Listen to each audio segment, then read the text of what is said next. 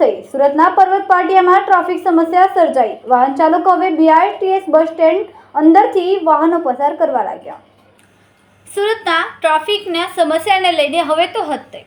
સુરતના પર્વત પાટિયામાં ટ્રાફિક સમસ્યા સર્જાઈ। વાહન ચાલકો હવે BRTS બસ સ્ટેન્ડની અંદરથી વાહનો પસાર કરવા લાગ્યા।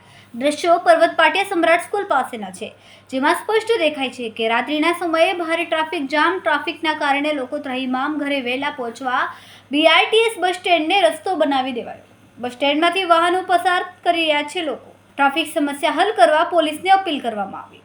વિડીયો સોશિયલ મીડિયામાં વાયરલ થયો હતો।